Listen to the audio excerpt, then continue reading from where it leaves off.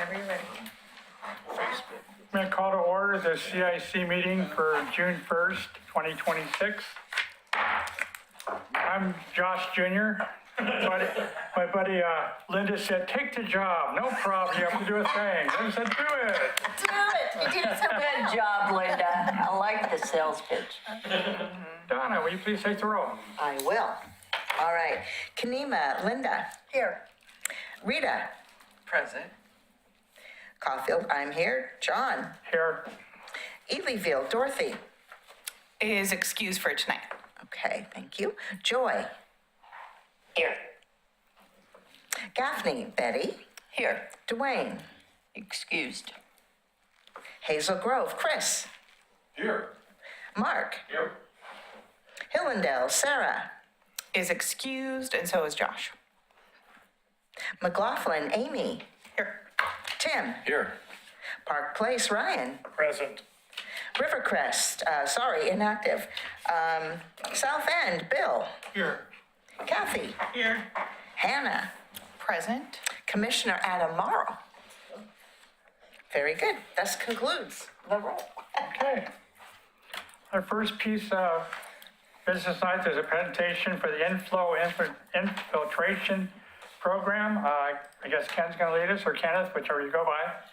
I go by that or Kenny, so Okay. I go by most things. Send your names.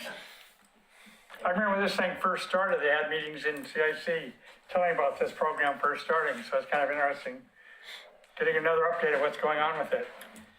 Yeah, no, the goal here is to kind of bring you guys a bit more up to date with where we have been. And Yes, I'm just going to turn this one for you. oh, yeah, that'd probably help, huh? Yeah. For the folks that are online. And that works. All right, so let's see here first. Hopefully I don't sound awful to everyone online, neither too loud nor too quiet. All right. So, to introduce myself, I'm Cannady-Shultz with Public Works. I'm the city sewer engineer for today and tomorrow.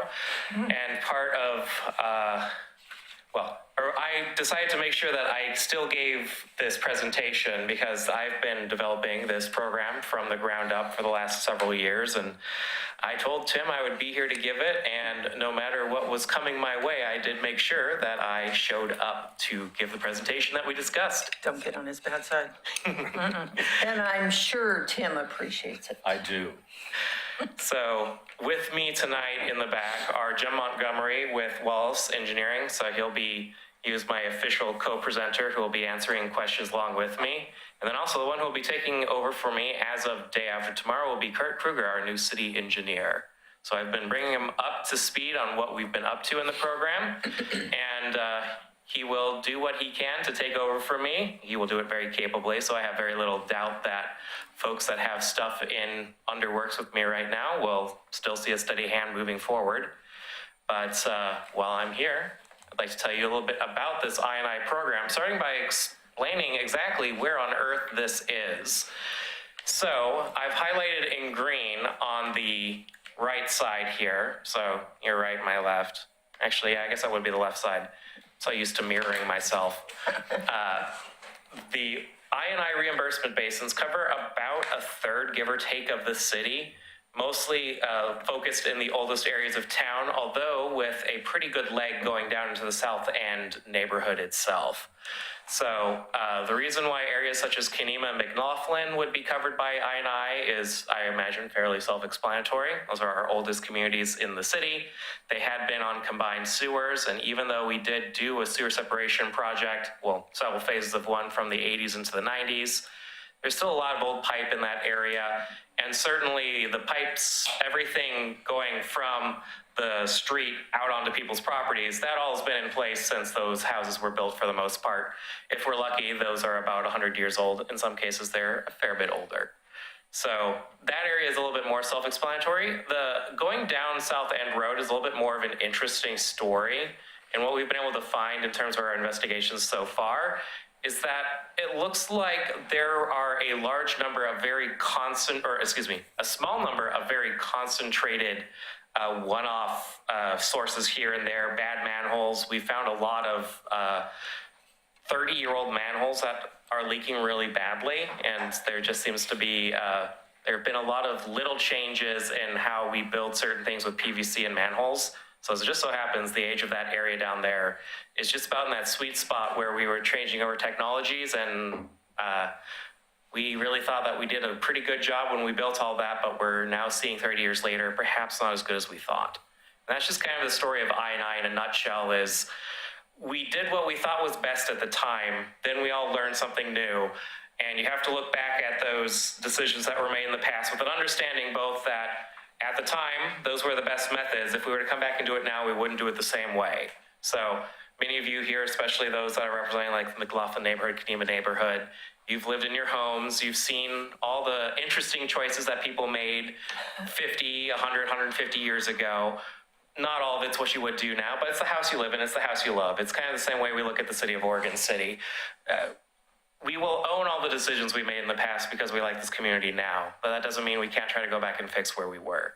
So looking at the I&I basins themselves, which is on the right, actually the right this time, basins are more or less named roughly by major landmarks. So McLaughlin, the McLaughlin neighborhood, Newell, and with Newell Basin, Lynn Basin centered around Lynn Avenue, Rivercrest containing a very small portion of the Rivercrest neighborhood, Warner Parrott, somewhat centered on Warner Parrott Road, the Falls kind of straddling Willamette Falls, and then finally South End being mostly in the South End neighborhood.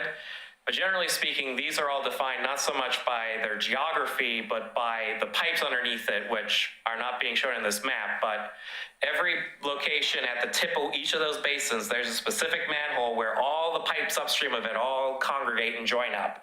So everyone in South End kind of goes up towards Warner Parrott. Everyone in Warner Parrott goes almost up towards around South End Road. Lynn Basin joins up around Washington Street. Rivercrest joins up on Lynn Avenue.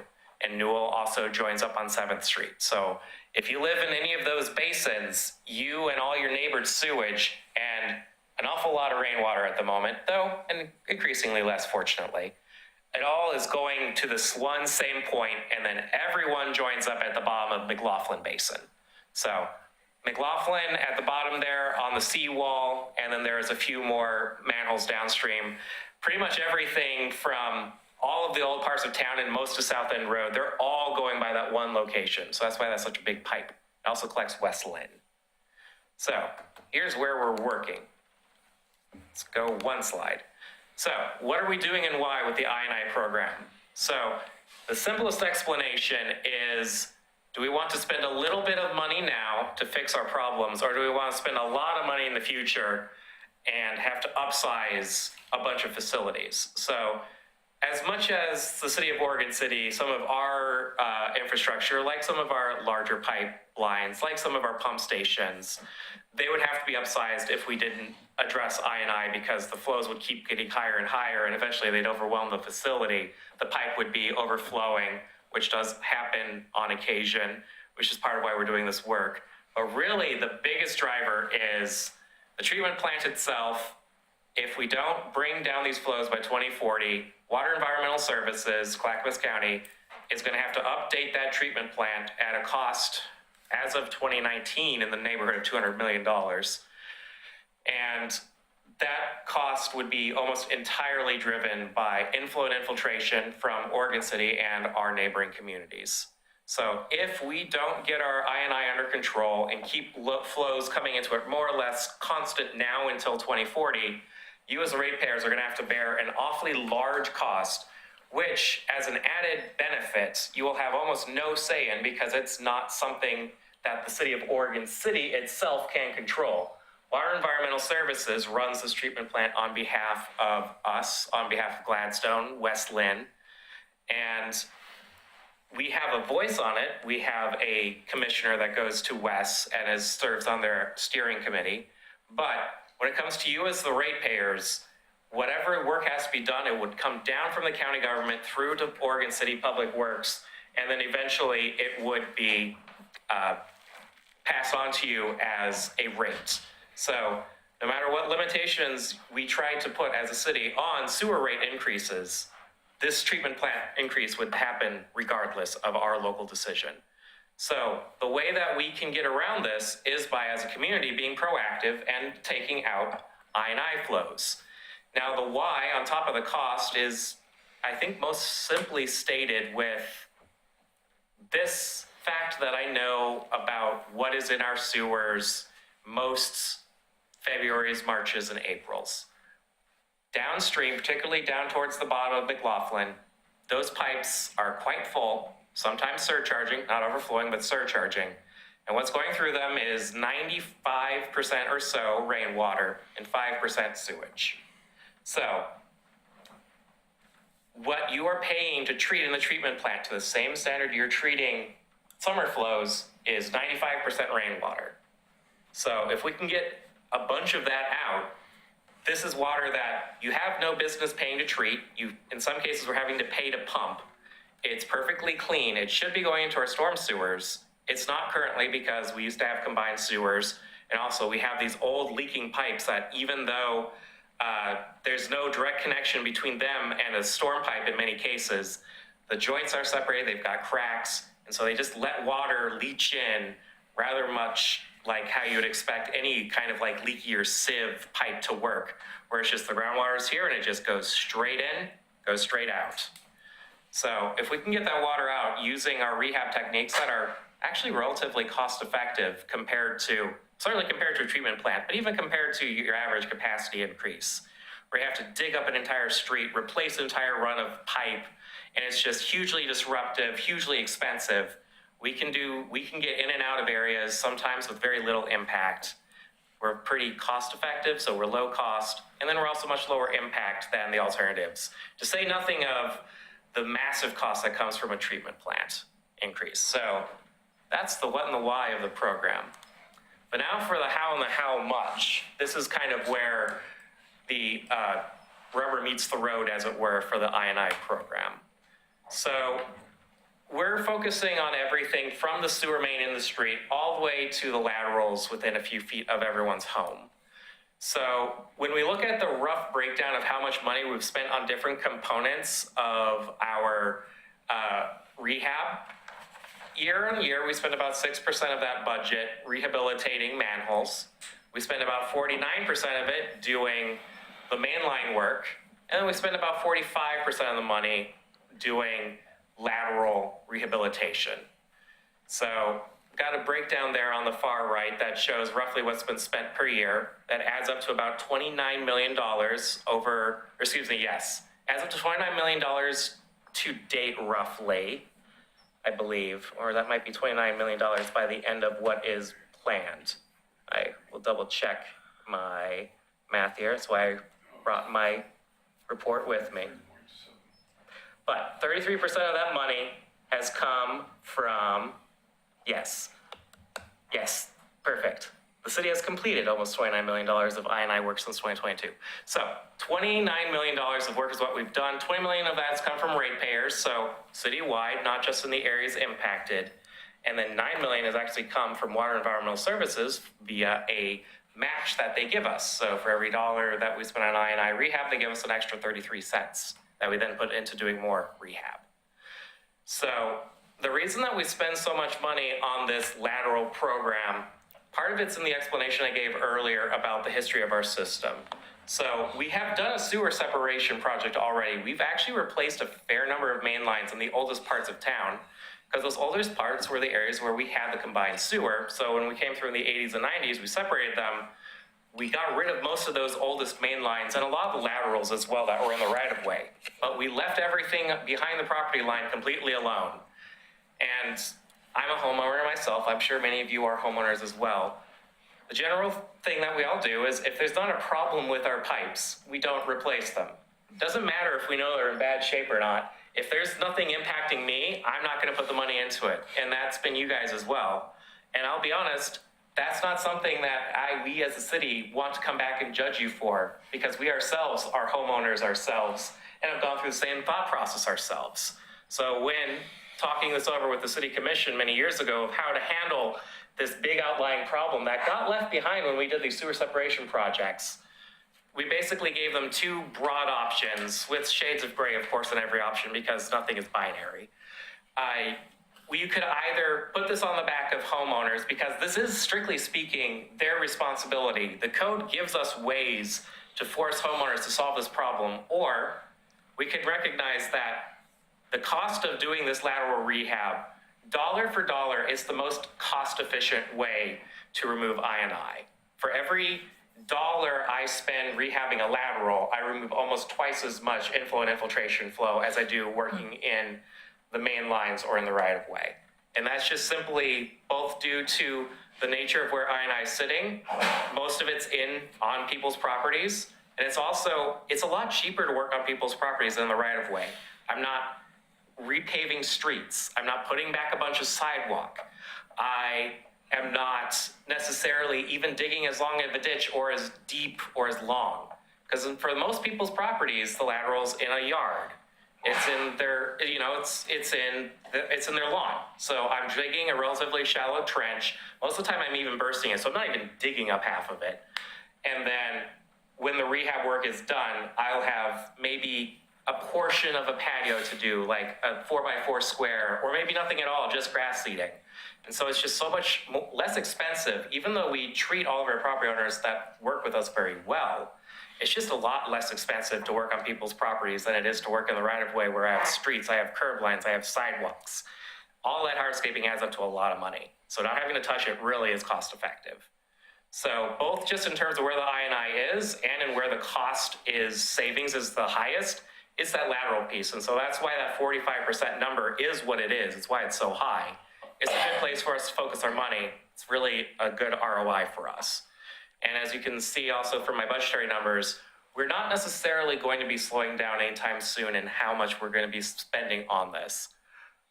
Based on our most recent monitoring, we actually, and this wasn't true when I started this out and had a more pessimistic view of what the efficacy of this program would be. I wasn't sure that we'd actually be able to get it knocked out by 2040. I was going to do everything I could, but to be perfectly honest, it just didn't seem to pencil out.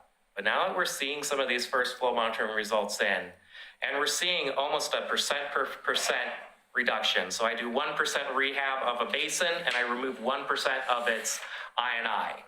That means that if I get to, because it does drop off a little bit, but it's indicating to me a strong possibility that instead of getting like 60%, which is where I was thinking I was going to be, maybe in a basin, more like 90% of it's removable with this methodology. And so if I'm removing that extra 35% or so, 30 or 35%, now I don't think I need to get through the entire I&I basin to meet our goal of removing 65 in that one I&I area. I think we can knock that out by hitting about half or so of the basins, maybe a little bit over. And that is actually perhaps attainable it'll be challenging with current rate structures, but not impossible. But getting this done by 2040 is an achievable goal now. So this is something that we can take to the City Commission when we give our presentation in a couple of weeks and say, please do continue funding this.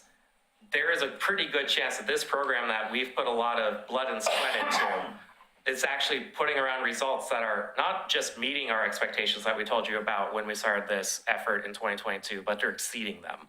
And we're actually getting results that are no longer damage control of, well, how much of this can we offset? And what kind of argument can we make about trying to not pay for our full share of the treatment plant? It's, oh, if we do our bit here, we, as this community, we can just knock off our requirement of 65%. We would be not at all responsible for any treatment plant increases that came because we would have limited ourselves. Then we could just say, if it happens, well, I guess that means our other communities and West itself, who also have unincorporated areas that they're serving, that might be more their issue. So it really strengthens the hand that this city has going into those conversations in 15 years, or perhaps talking with our neighbors. As we know, the city commissioners do meet with their equivalents on the other bodies as well. We are showing as a city that this is something that can be done, and it's hard but not impossible. And we are quite proud of how well this has worked out. And maybe the most pride I have as the person who's been overseeing this program is in every single citizen I've worked with, about 500 of them to date. We have met 500 people who have differing levels of willingness to work with us at the beginning, have differing opinions on whether or not we're going to do what we say we're going to do, have differing expectations of us. But at the end of the day, every single one of them I think almost without a failure, has managed to be some level of a partner to us and let us get the work done.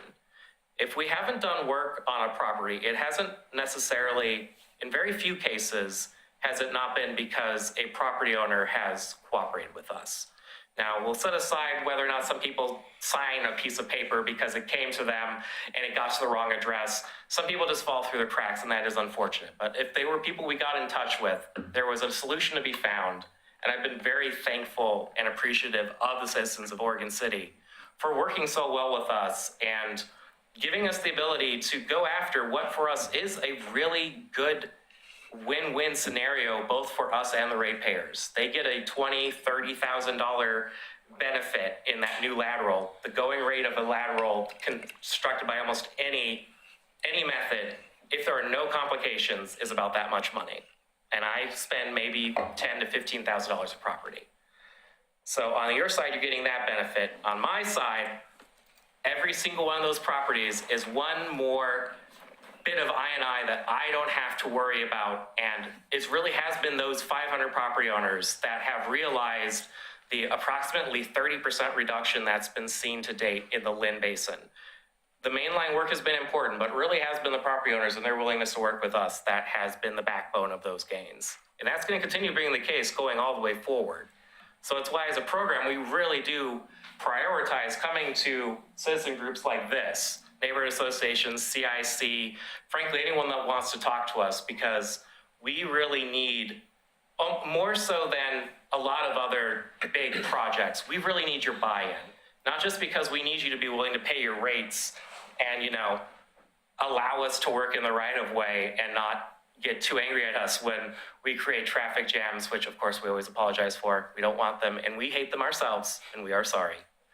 But beyond that, we need you guys to let us onto your properties, in some rare cases, even into your homes, not to do work. We don't do work within the house. I'll be crystal clear on that. No work inside the foundation. But sometimes the best access point to actually inspect your lateral is from something in your basement. So we go in there, we shoot a camera down. We appreciate you guys letting us in to get that done. It's very helpful. So we really do, as a program, want to be consistent with what we tell you all, which is thank you so much for cooperating with us, being good partners up to this point. We deeply appreciate it. That's not just me talking. Kurt would mirror the same thing. Jim would mirror the same thing. Our contractors would mirror the same thing. This is what the program believes. It's not just me here. We need you all, and we appreciate what you've done. So, the how and how much, we can talk a little bit more about methods in a moment, but let's take a step back and maybe talk about what on earth, how is that I program actually going to tell you what it's done and how good we're doing? So we take measures of success, an absolute amount of I&I removal, how efficient we're being about it, and how much capital costs we're offsetting. I'll explain those a little bit better after I give an overview. And then we use them to evaluate our main goal. This is the one that's set by the West treatment plant goal and their master plan. Are we getting to that 65%? And then secondarily, it's operations. Are we being cost effective in how we're going about things? And are we actually using the data that we collect to inform how we go forward? So the data that we use to update our approaches going forward are these measures of success. We look at not just how much I&I we're removing, but we also look at that removal efficiency. I'm spending money doing these projects. We can figure out about how much I&I those projects are removing. That dollar per gallon, are we keeping that? Are we allowing that number to start creeping up? Or are we continuing to bring it down? And what I can say with some confidence as a program is through management and effective, basically learning of the team on how to manage these unique projects that do these lateral rehabs, we have been bringing our bid prices down while keeping the same, the bid prices per foot down. So we can do the same amount of work now for a little bit less than we could have done about a couple of years ago.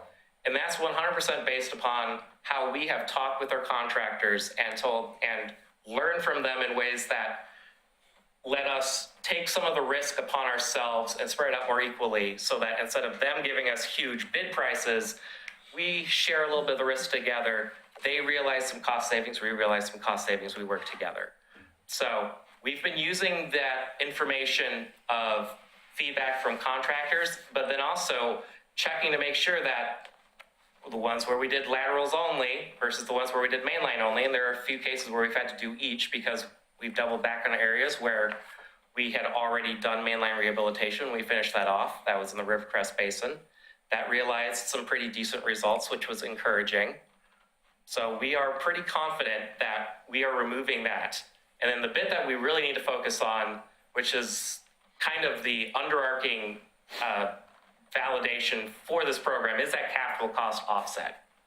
So if I spend $1 of I&I money, my goal is I don't have to spend $1, $2, or $3 of that treatment plant. So am I getting more than $1 back of those offset costs for every dollar I'm spending on I&I? That is going to require a bit more digging into the west side of things than we've done to date. We've done some pretty rough indications when we kicked off this program that indicate that that ratio is greater than 1. We offset more than $1 capital dollar for every dollar we spend on I&I. But as for how well we're doing, that's probably going to have to wait at least another year or so. We need some better flow data, and we obviously need to extract some more stuff from Wes.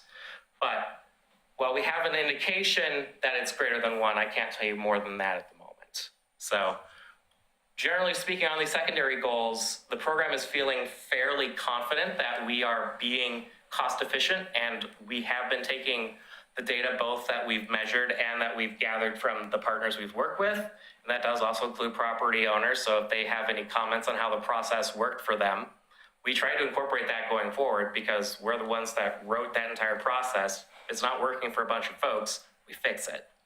So we feel pretty good about how we've been going about this, but there needs to be more math done, which is going to happen over the next couple of years.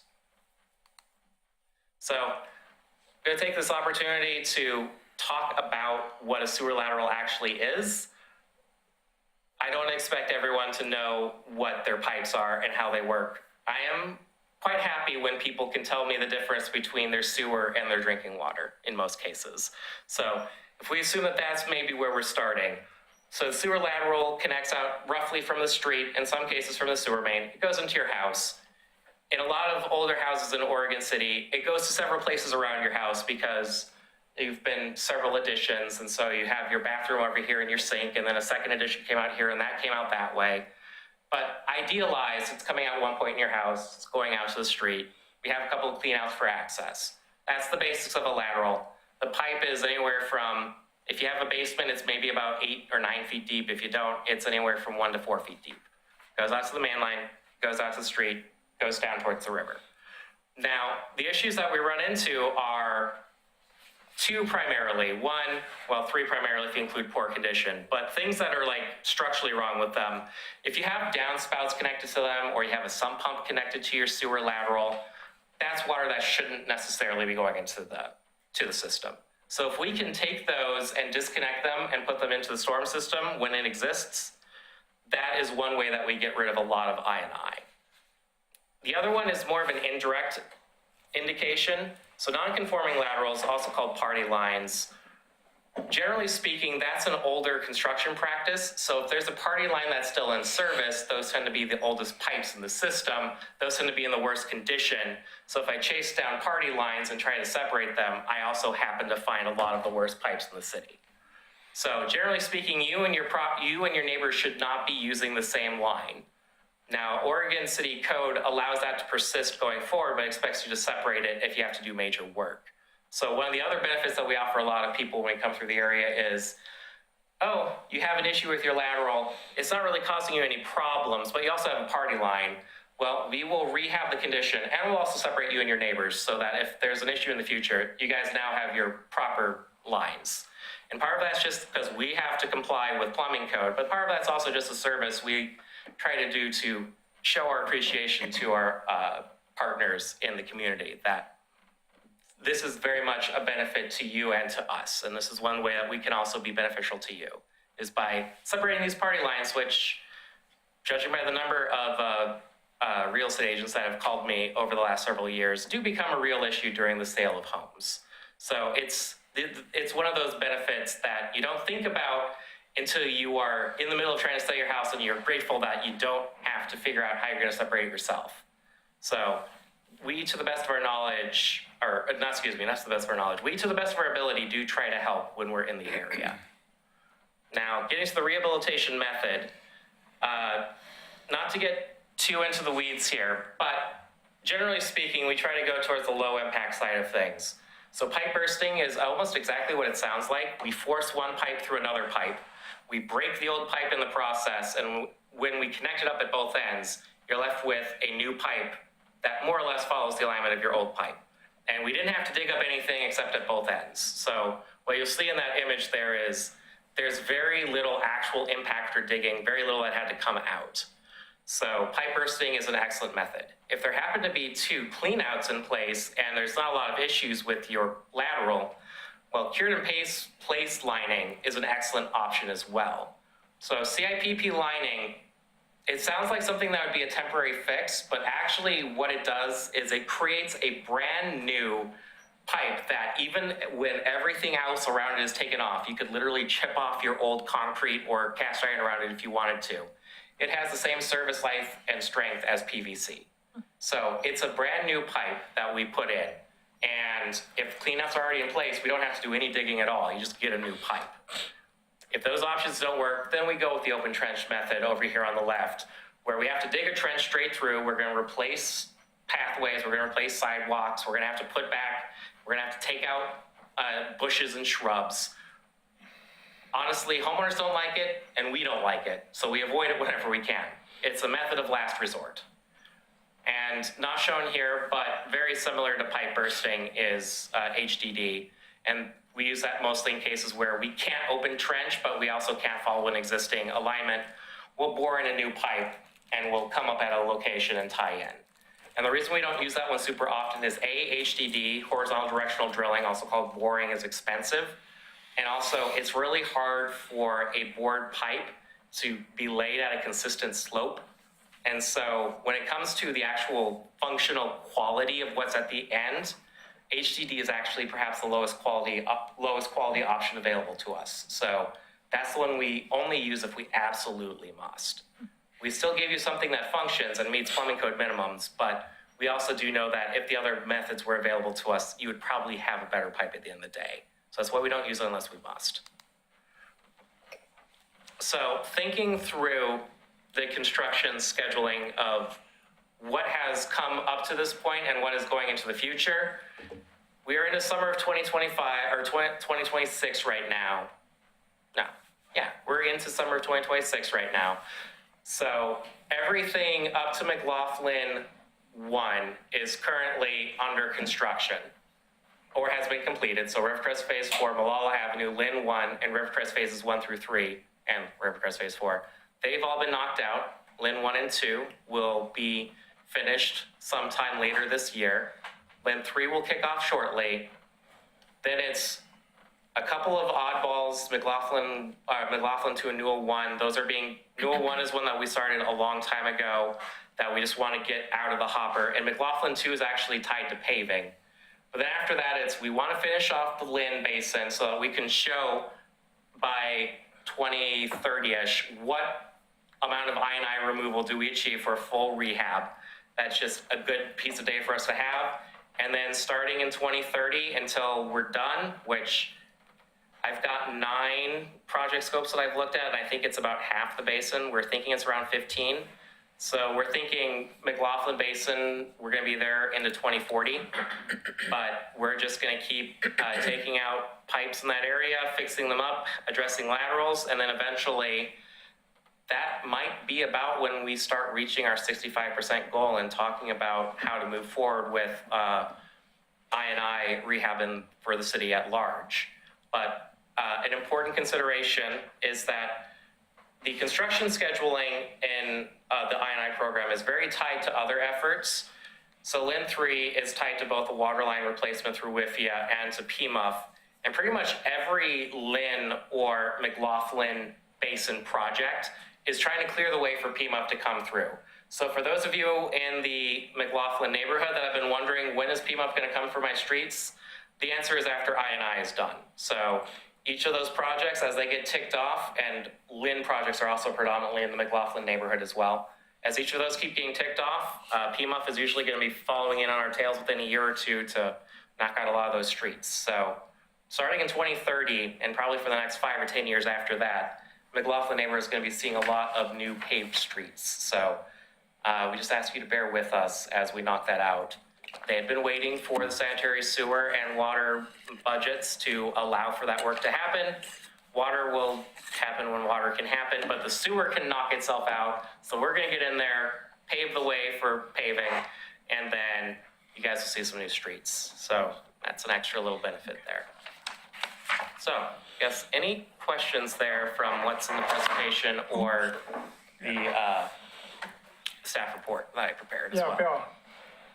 I got a couple. One is there a master pie chart of where the I&I is in terms of manholes, laterals, and, wrong downspout connections? Yeah. And how, you can almost do the downspout inspections separately, or do you do it at the same time? All right, I can take most of those. So there is it's been a bar chart in the past, but it could also be a pie chart. We have a rough idea of about how much I&I is in these different components. So we lump main lines and manholes together, and they account for about 20% of I&I. So these are going to add up to 65% because that's the model for removability that we took from Sweet Home when we did our research. So 20% from main lines, approximately another 15 to 20% from the laterals within the right-of-way, and then the remaining 25% or so coming from private property. Now, what we found are those, in our own data, is that 20% and 15% or so in the right-of-way is about adding up. So about 35% within our own boundaries. So everything we've been getting above 35% has been coming from those laterals.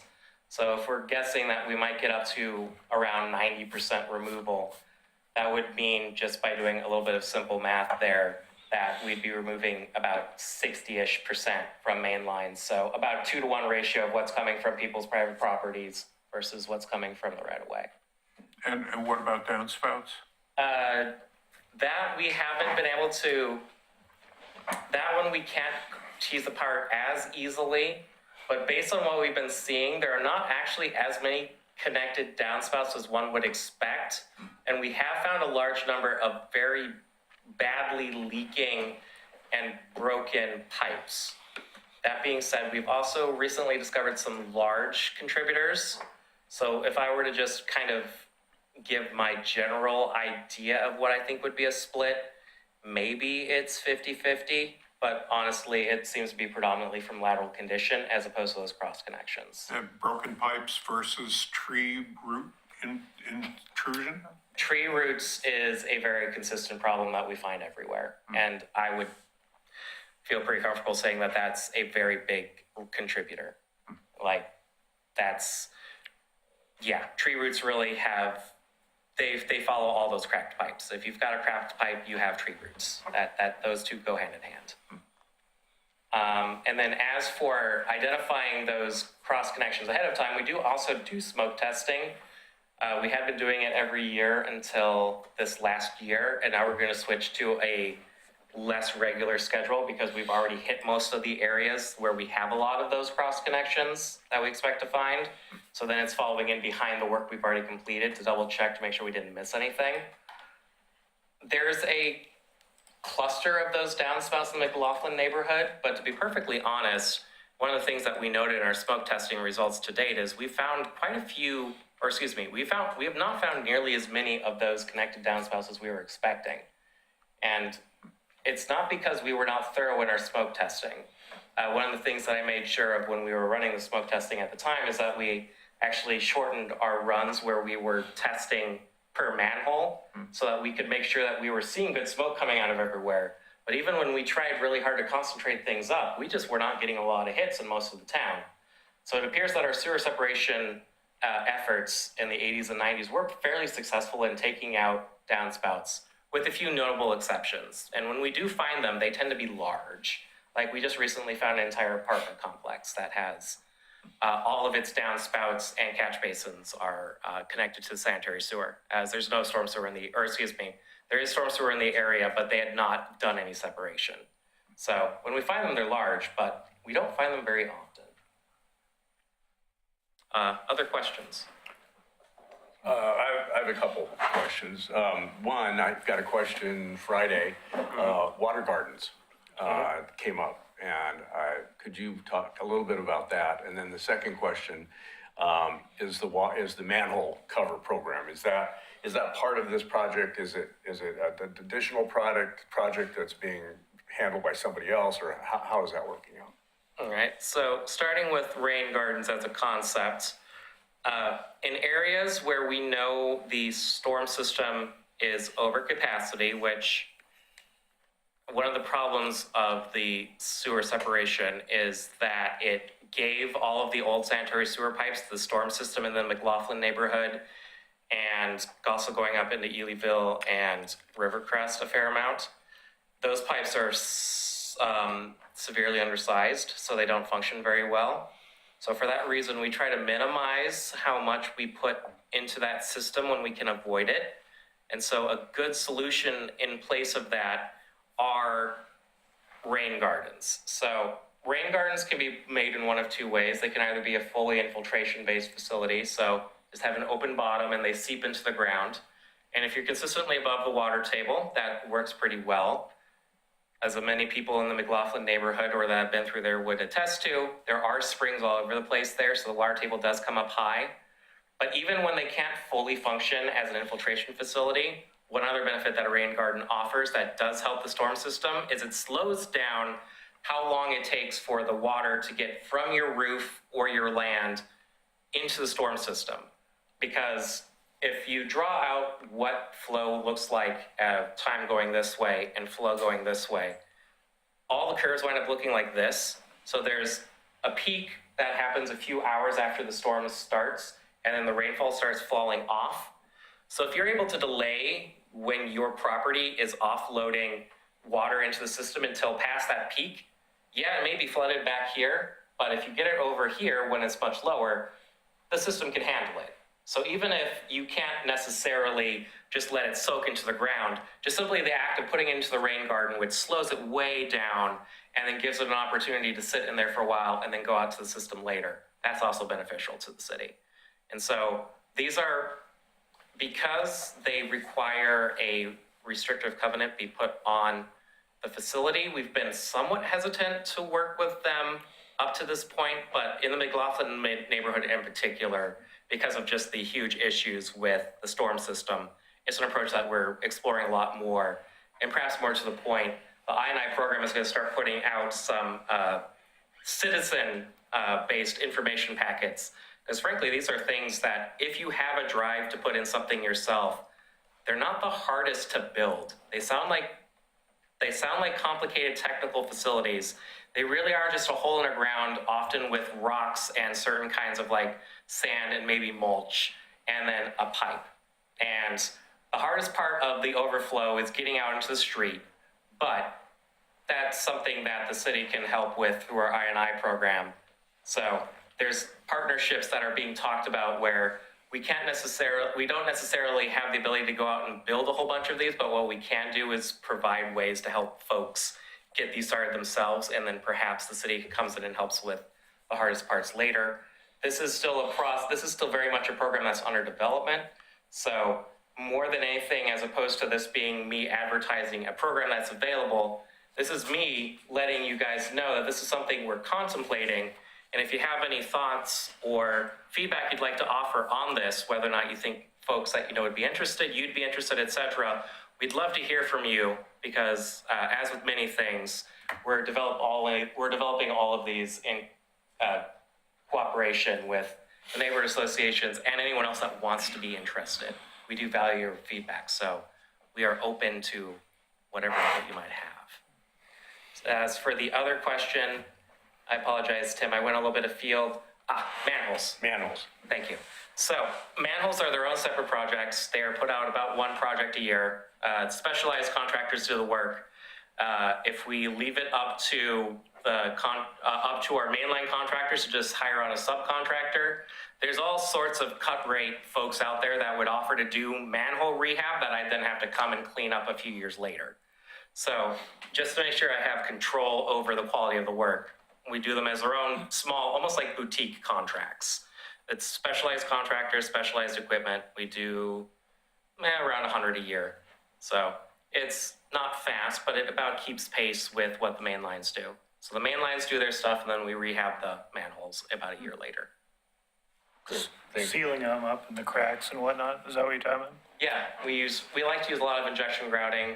We are getting some confidence back in epoxy products. We had been burned relatively recently that stuff had not been holding up well, but we have done our research and have seen some higher quality products with better warranties that we may consider using in the future. But getting to the whole point of it being a boutique specialty thing, if it's done poorly, it's done really badly. Linda? What about septic? There's people in Oregon City who still have septics. When you come by, do you hook them up, or what do you do for the people on septic systems? The I&I basins and people that are known to be on septic are in different areas of the city, so it's not something I help a ton with. Though that being said, the capital program outside the I&I program has historically been doing one or two of those smaller projects a year where we put in the facilities for folks with septic to connect to. So thinking of Falcon Drive recently, for instance, did that. Kenema, we have a septic system still too. Kenema is its own. I know. As it always is. I know. We are aware that a lot of your, as many party lines as there are in McLaughlin, Kenema is more or less just a series of cistern systems that got plopped onto a sanitary sewer network in the 80s. And we're aware that there's a lot of cleanup to be done there. Frankly, we've dug in enough to know that we don't know exactly what that area needs, other than it needs quite a bit. I'm afraid I don't have a better answer. Anyone else? I'd like to just compliment the contractors that you've been working with. So as of today, I think I got final paving where they did a lot of work around my house and put a new large pipe down the alley behind me. And so they've been there quite a bit, and they're lovely. They're just lovely to work with. They put up with me wanting to look in the hole all the time and answer my questions. You guys chose well. We are subject to a low bid system like anybody else, but within the confines of that, there's quite a bit we can do to encourage bidders when they're looking at our projects to be aware of what they're getting into. We don't make any secret of what our expectations are. That high level of conduct and professionalism that you described is what we tell them is mandatory. So anyone that doesn't want to live up to that knows that they will have a very difficult time with us. So it is a lesson we are very happy to teach as often as it needs to be taught, but then when the contractors understand it and get behind it, you wind up with excellent partners. And we've also been very grateful to those that have answered the call and comport themselves very professionally. One last thing, why and how is project coordination transferring? I have accepted a position as the assistant city engineer for the city of Lebanon. So I'm moving on.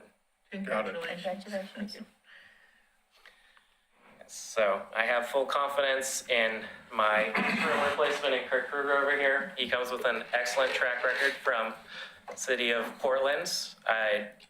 I'm aware that there are many things to be said about Kirk in his past, but what we can say for certain is that in his time here, he has been an excellent find, and I have no reason to doubt that he will carry on all of our efforts in an exemplary fashion. And to the best of my knowledge, we're looking for my replacement actively, and hopefully someone will be brought on board, as Kirk does have other things he'd like to be doing besides I&I, and if he's not careful, this will be his job. One Go more. ahead. Well, not to carry it forward, but I would like to thank you, first of all, because, we've been working together for quite a long time, and your professionalism your communication skills, your ability to work with the neighborhoods and the citizens in the neighborhood in a professional, excited manner has been wonderful. I have very few people that have said anything negative, and other than a few people who know you personally, but that's a whole different thing. But no, I mean, working with you, working with the contractors, working with Jim, and with everybody it's really been a pleasure. I've never really been involved this closely with anything this large. And yeah, it is truly amazing, the coordination that goes on every day on the streets. You know, these guys are moving like ants, and it's amazing, and the cleanup's been excellent.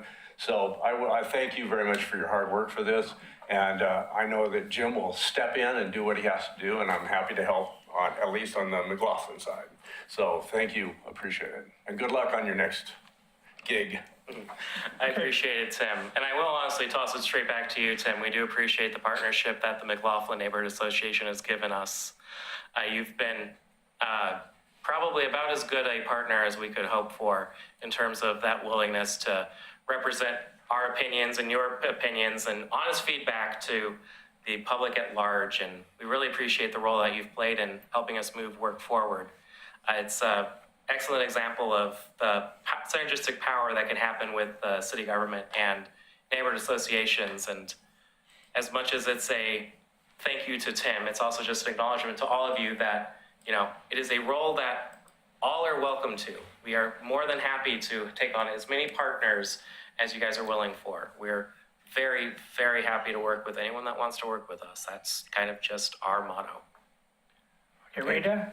Yes, it doesn't look like Kenema is on the docket anytime soon. Kenema is in the Falls Basin, and once McLaughlin is knocked out, it would be the next one. Remember when I said that I thought we might be able to get through there with rehabilitating maybe about a third of the basins? Mm-hmm. I will be honest and somewhat apologetic to the folks in Kenema, but part of what we are hoping for is to be able to avoid that area, as frankly, it is an awful mess of systems that'll be really hard to tease apart. And then, that being said, there's a good chance that 65% is laying on the other side of Kenema, so stay tuned. and of the 65%, what number, or is that the data is still not out yet, the data, or how much is actually done? You said 65 is the number we're That going we're shooting for, yeah. Are we at 40 or no? No, giving a firm number at this time isn't possible, but one can do some rather simple extrapolation and say that we've removed about a third of the I&I from the basin that contributes about a third. So in the neighborhood of around 10-ish% maybe, probably a bit less. Yeah. But A third await of flow 30 results. is- Yeah. 30%. Yeah, well, I said about 4 or 5 years ago when you guys first presented what was going on, I thought city streets, sewer, getting in people's properties, this could be a real disaster. And all I heard is good things. I think it's really great. And you guys take a bow, and thank you for coming, and you and your partners, Kenny, and hope you get another report in a couple of years, see how well things are going around here. I plan to keep my ear on things as I have some attachment to this community, and I've appreciated working with all of you. So I'll be interested to see how things turn out. Great. Okay, Thank you. thank you. Thank you. Thank you. All right. Thank you.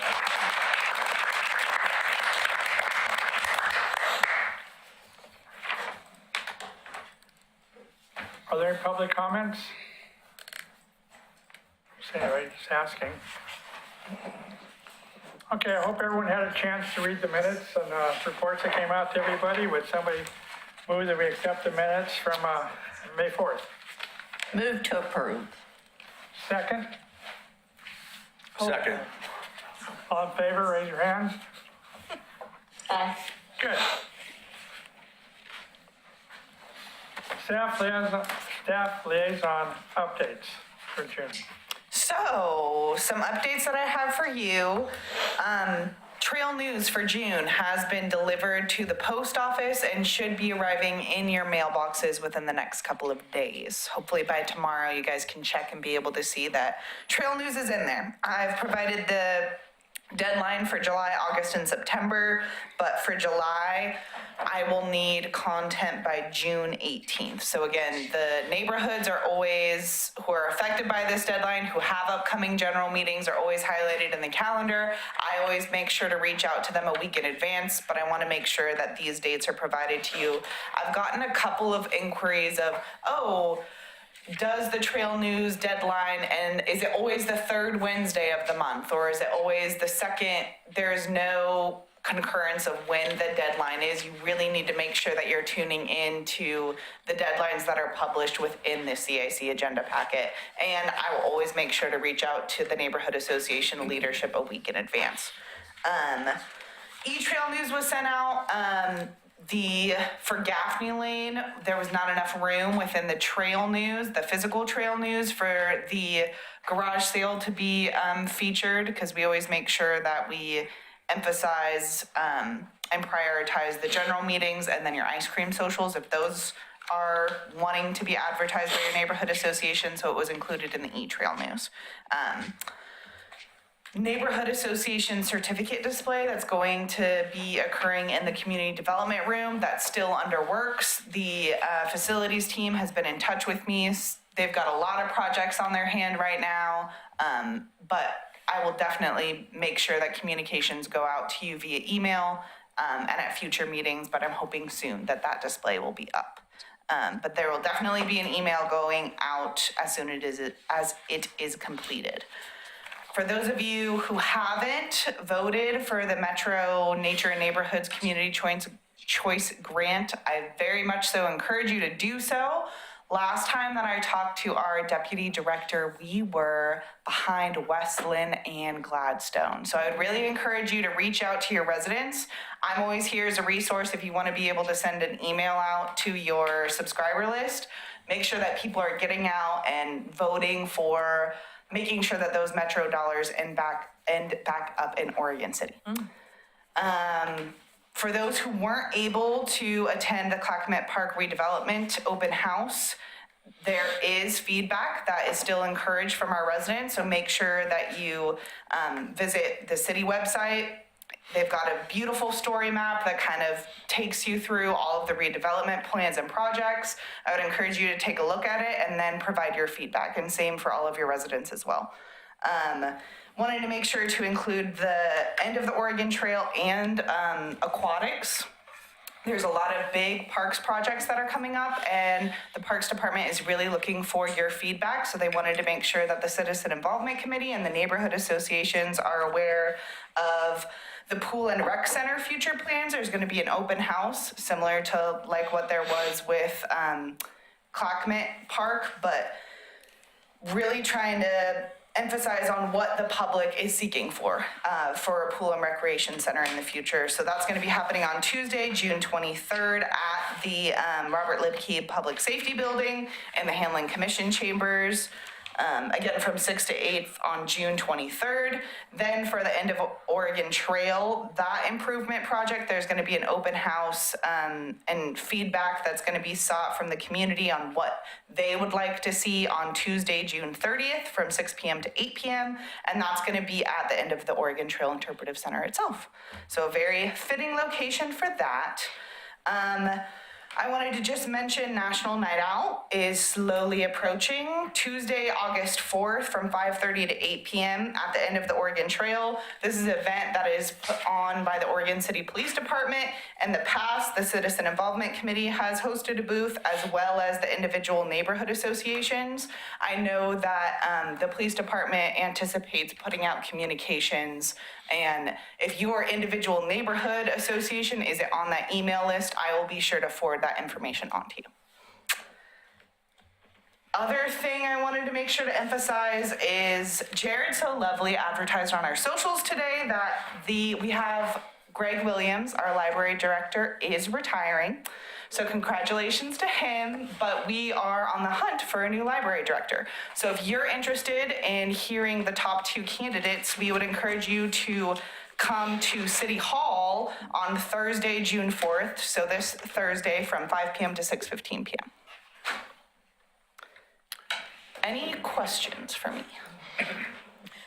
I'm sorry, I didn't catch National Night Out, again, the date? August 4th, Okay, thank you. What was the time? And 5:30 to 8.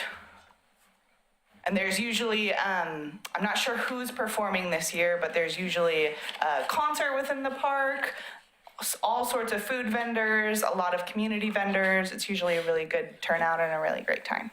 It'll actually be followed by a movie in the park too this year. Oh, yeah. the library director has retired or is going to, and you are down to 2 people?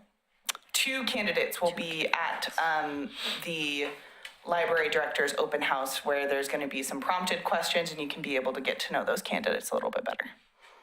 And that's here? Yes. Okay. Unfortunately, I know a lot of the other open houses for higher level management positions have been at the library community room, but it's all booked up because it's a busy place. So it's going to be here. Okay, thank you. Yeah, you're very welcome. And then regarding our reimbursement for our fiscal years, that's June, the end of June, the 30th? End of June, yeah. Okay. So for all of our big parties and soirees, get our receipts to you? Yes, but let's say that there is a particular event that happened, like I know, if I forget when some of the later, there might be one at the end of June for one of the neighborhood associations. Let's say you don't get me receipts by June 30th, that's okay. The reimbursement will happen from within that fiscal year. It's just important that if the event is happening in advance of June 30th, that reimbursement comes out of that funding rather than the future funding. What's the best way to be able to send you a request for reimbursement? The best way is to be able to send me an email with a scan of your receipt and your physical address. That way, a reimbursement check can be mailed to the individual who conducted that purchase. Thank you. Yeah, and itemized, make sure that it's an itemized receipt. If you bought Have to do this. 39 ice creams and a jug of soda pop, making sure that each one of the items, the total cost matches up to each one of the items that you're requesting that reimbursement for. Thank you. So I know that Josh had said that we would talk about the $1,000 that each neighborhood got this meeting. Yeah. That's the next subject in a moment. Oh, okay, thank you. I have a quick question. What was the deadline for the vote for the metro money usage? June 15th. Let me double check. Yeah, June 15th. What is it? Awesome. I know I saw an email where having a gentleman speak about the CIC budget. I was hoping his name would be on here. And his nameplate's turned so I can't see his name. Jared, fantastic. Jared's gonna do a presentation for us on the CIC budget. We know last year we got that $1,000 from mailing in, and I guess now we're gonna get an indication what's going on for next year. Well, this should be a really quick presentation, minus any questions that come up. We are, as you know, as we just said, coming up at the end of the year, fiscal year. So July 1st, I'll get to say Happy New Year to everybody. And I'll laugh at my own joke and nobody else will. We're laughing on the inside. So this year, as you said, things changed a little bit halfway through when we went to the Trail News format, used that instead of postcards, reallocated money to $1,000 for each neighborhood, trying to do something just simple, easy, make it go across the board like that. For use for any additional marketing like signs or whatnot, and then any like a community building event such as the ice cream socials. As we come up at the end of the year, I know there are still some events coming up for June, but as we've seen, nobody has really come close to spending that $1,000 allotment. So it looks like the $1,000 allotment is going to be sufficient for each neighborhood association. So at the start of July 1st, a new $1,000 allotment goes out to each neighborhood. It's important to remember that the money doesn't carry over. It's not like, well, we didn't have it, so I've got 1,500. It's 1,000 each fiscal year. So I know there's some questions about that as well, so that's basically it for now unless there's questions. I've been asking the questions about what we could do besides signs. And I'm unfortunate, I think we have lost our 1,000, is that correct? For this year? Well, I mean, at the end of June, whatever's not spent is gone. Is gone, and then Yeah. the next year, Okay. yeah. All right. It's just kind of like that. That's with all of our budgets. I mean, that's not Yeah. just something for CIC. Same thing on my end too. If it doesn't get spent, it's gone. I understand Yeah, that. So, that's just for people out there. yeah. So what other things besides signs? Well, I mean, Hannah's got a list of some of the approved Yes. uses there. And, I could probably sit and try to come up with as many examples of yeses and nos as possible. But y'all are very creative and have come up with a lot of questions that I haven't been able to Well- predict. So it's one of those situations that, if something comes up, just run it past us and run it up the flagpole. But I mean, for the most part, marketing and then the community events. My question was because Gaffney Lane is doing a garage sale, so we wanted to put signs out for that. So it would be a Gaffney Lane garage sale sign. That is something being done by the neighborhood association. Yes. And, I mean, don't quote me on that yet. I mean, I don't want to make a decision right now on the thing, but I think that would be probably, have we discussed that being allowable? I think that there was also a precedent, one of a different neighborhood association went forward for grant funding for that specifically. And I think that there are some complications of what's a community building event that's benefiting all of the public, that's a free event for the community to be able to gather versus an event that's pouring into a fundraiser for either the benefit of the neighborhood association as a whole or for the individual benefit of individuals within the neighborhood. So is that a yes or a no? Just make it simple. Is that a yes or a no? Let me get back to you. All right.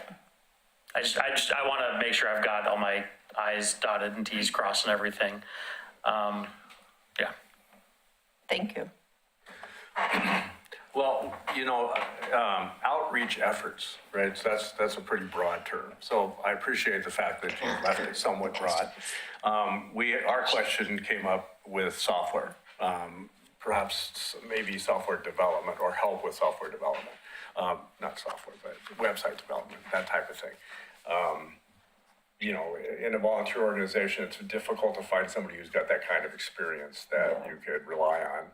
We had for a while, but lost that person. So that was one of the questions that I had, is that something that could be used because it's building the website for the outreach to increase the awareness of the neighborhood association. So it's kind of meeting that goal, but before I invest any further or talk with people, I wanted to make sure that that's something that could potentially be used.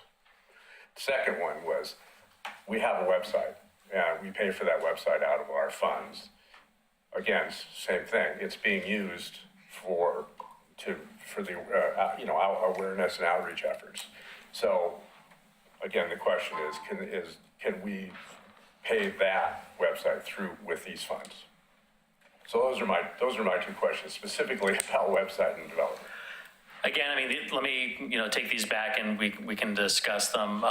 And my initial thought on this is the city provides a webpage for each of the neighborhood associations that has everything linking to it to go there.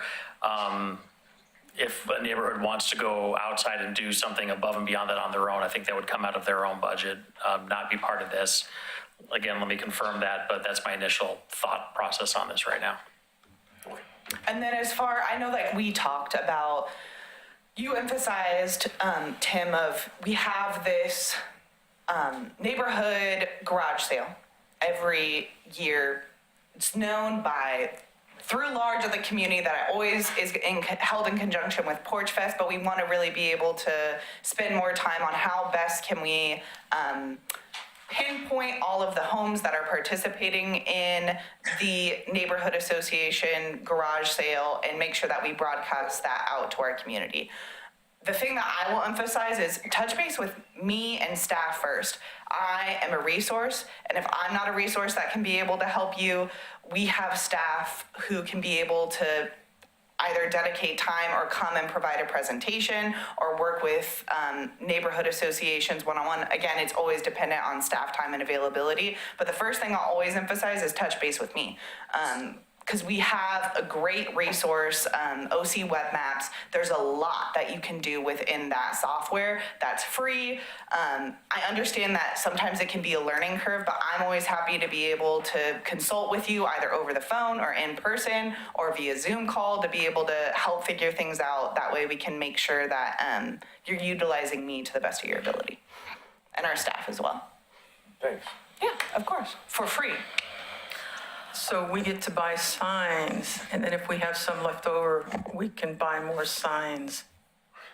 Well, I think a huge, and Jared can pitch in here too, the thought of, okay, the citizen involvement or the neighborhood associations have utilized these funds to be able to market and advertise their meetings. So now that trail news goes out every month, what is another thing that the neighborhood associations and the citizen involvement committee is there to be able to do? It's community build. It's making sure to build your communities. A lot of the neighborhood associations have these ice cream socials, so it was emphasized of, hey, let's open up these funds to make sure that the neighborhood associations don't have to do 50-50 raffles and can utilize those funds to pay for ice cream, to be able to pay for those community building events. That way you can be able to have your picnics in a park without having to focus on doing specific events beforehand to fundraise for that, but rather that's something that the city can help contribute to be able to really help you build that community and encourage then members to be able, like, we're not just a neighborhood association who talks about land use issues or this or that, that you're really building that sense of community to be able to have residents more engaged within not only the information that you as a neighborhood are disseminating out to the community, but us as a city too. I mean, and the signs, yeah, I mean, are probably one of the biggest things out there, but after, you know, the postcards went away and whatnot, they've seemed to have been having a pretty good effect. I mean, another option could be like if, it's kind of hard to narrow down that fine, but if like social media or something, if you know, some Facebook marketing or whatnot, those would be other options. So it's not just signs. It just happens to be the most popular one, but there are some other options. I think our website has increased functionality than what is offered by the city, and it is used to engage, and it is how we interact and build interest. And some of it is social, and some of it is somebody, bless his heart, he's the one that posts every day. But that's, I would say that that's the sort of updated signs. You know, signs are great, they're analog. Now we've got the digital, and it's just as important to engage and build community, in my opinion, electronically. And even more, says Tim. I mean, so really, ages, the people we're trying to draw in, you know, are younger people, younger families, things like that, and that's how they get their data. It isn't from, you know. No, I mean, I agree, because I do believe that's something that's been said in the discussions about the postcards all these years, right, is that there's, is going to that digital. I'm not comfortable making a decision on that question right now with everything. I need to kind of take that back and stuff, but yeah. I just want to, we're just trying to wear you down, that's all. Digital presence is almost critical anywhere, and as I did some research with NUSA, Neighborhoods USA, and that's a huge push for them in the last 3 years, is to get more involvement with the digital world, and so they're investing some money in that as well, but it's going around, so. Email me the information on like the cost and whatnot, and so I can print out the flagpole. Yeah, I didn't want to do anything until I knew, so, but I will do that. And the other thing that I'll emphasize too is that there are videos that can be posted on there's a lot of resources. It might seem that the city's website is limited right now, but that's because there also hasn't been an immense amount of Interest. Interest, yeah. And I get that because everybody's volunteers, but I know that Donna when Caulfield Neighborhood Association made the switch from, I'm not sure where you were having your meeting. The bus barn over to the community development community room. She did a whole video about it. She's like, can you post this online? Absolutely, I can. So there's a lot, if you reach out to me, there can be a lot more collaboration of like, what are you seeking for from our webpage that we have, and how can we collaborate to make sure that your vision can come to better fruition? Yeah, there's definitely functionality there that's available that hasn't been taken advantage of, so. Yes, and we have not. Yeah.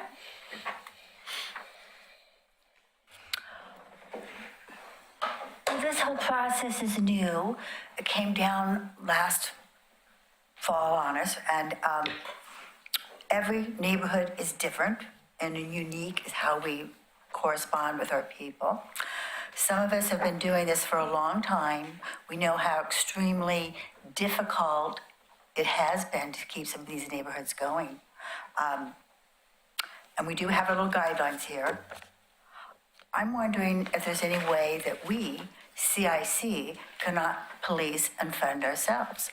I know the city has their budget committee, and it's made up of the same people we have on the city. We've got the mayor and the commissioners and maybe a few others. If there would be a possibility that we could do something to this. Josh is not here tonight, but he loves writing out new laws and legal systems. That's his forte. And the only thing I would put in there would be that if you pitch your project, when McLaughlin was just talking about getting a new system, that they would not be eligible to vote.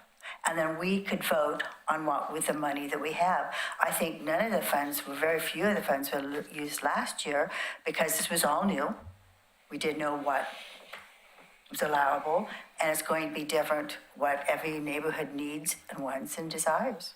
So that's my thought, is to govern ourselves. I don't know.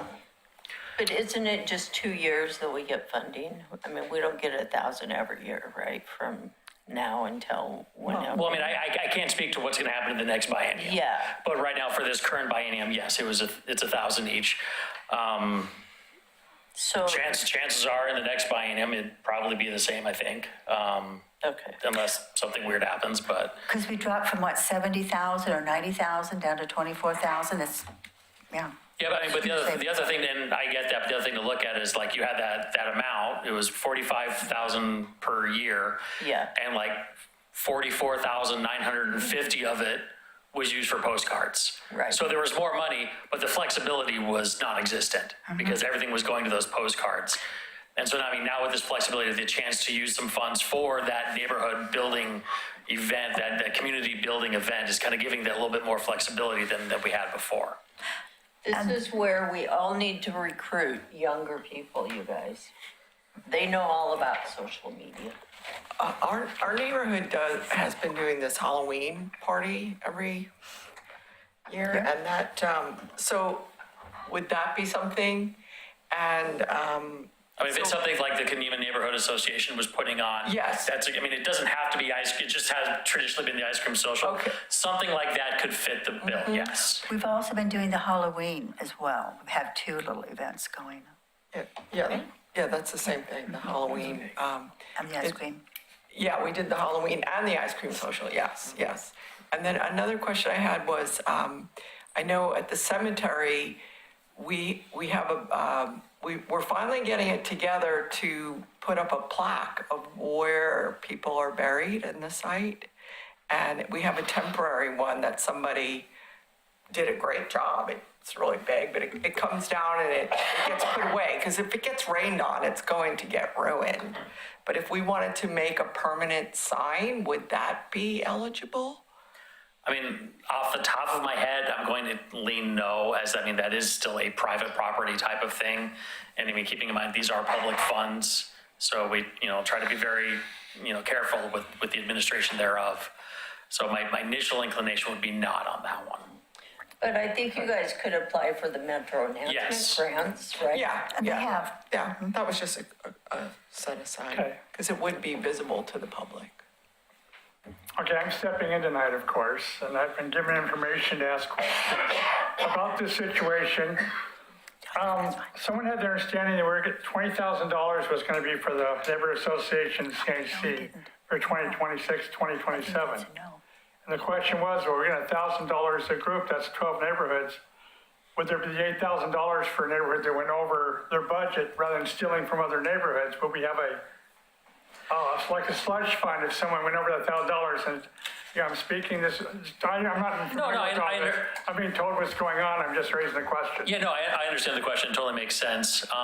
In years past, I was given the direction from our city manager that should it get to the point where, okay, the money is not there and there's a need, he would be willing to look at assigning additional funds to the CIC to help with what that need is.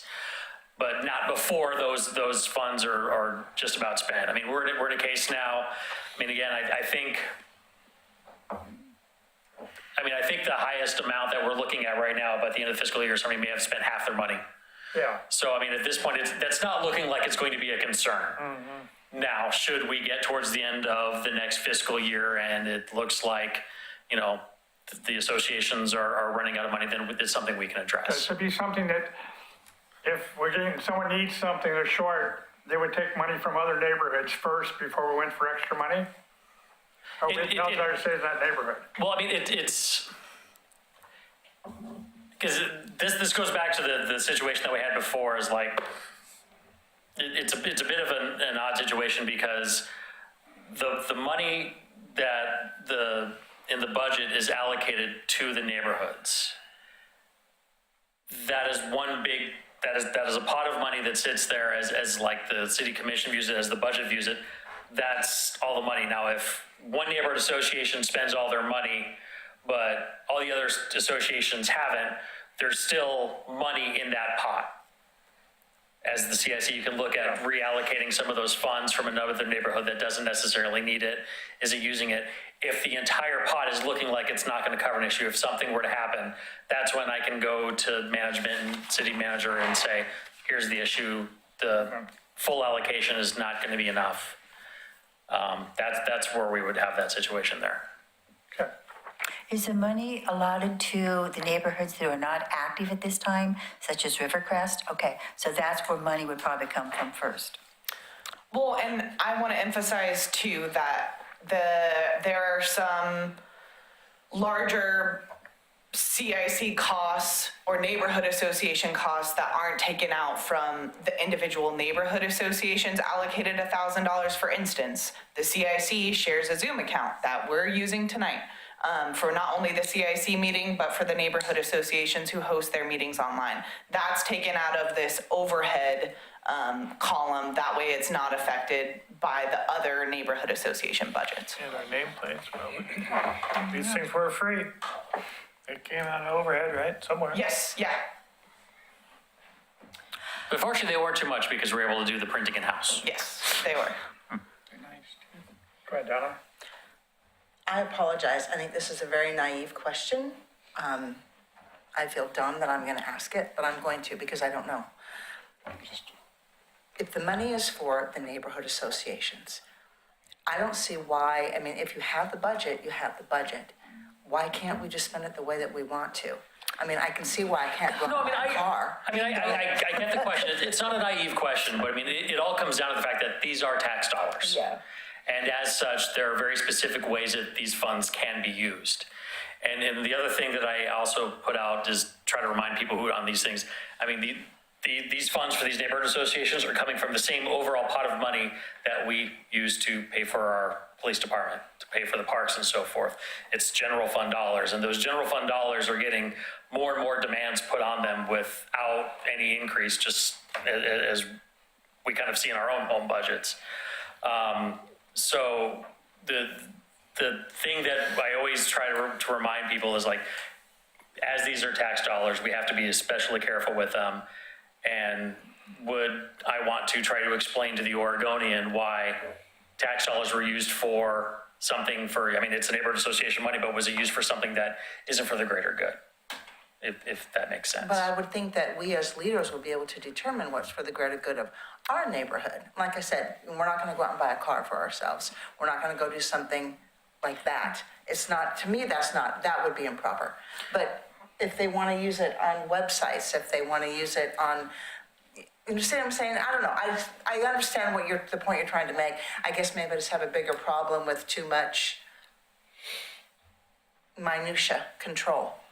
If it's for the neighborhood, it's for the neighborhood. Well, sorry. But who's to say that in 10 years, the person sitting in your chair doesn't go out and buy a new car? It's for the neighborhood. I have to drive around in the neighborhood. Good luck if they can buy it for $1,000. I mean, I totally agree there needs to be oversight on it. I'll just emphasize something too, that the city commission allocated these funds with the projections of what postcard costs were going to be. So we've entered into this biennium with the city commission having the understanding that the funds that were allocated were based off of the postcard needs of the neighborhood associations at that time. This has changed. So as staff, we're also trying to make sure that we do our part. That way, these funds are being spent in a way that can be supported in the future by the budget committee and the city commission. So now I have another question, just throwing it out. Do we need to look at how we did it in the past, and there is the future? Everybody gets $1,000 for their neighborhood. You have to spend it within the certain guidelines, which I get. But do we still need the $20,000, let's say, from city manager? I mean, I don't think that's what we're entitled to, is it?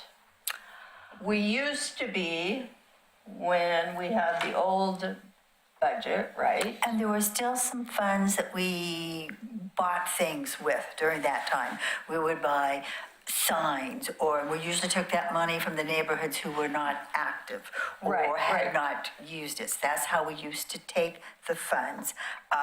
And we all talked about it here, and that's what I would like to get to, so that we could have a small discussion. I don't think we'd probably have a discussion every month, or maybe we would, about funds that a neighborhood wanted to use for whatever. And then we could have the discussion and decide, yes, that's good. It wouldn't be like a person's making that decision. We would all be making that decision. But what I'm saying is we have to switch gears.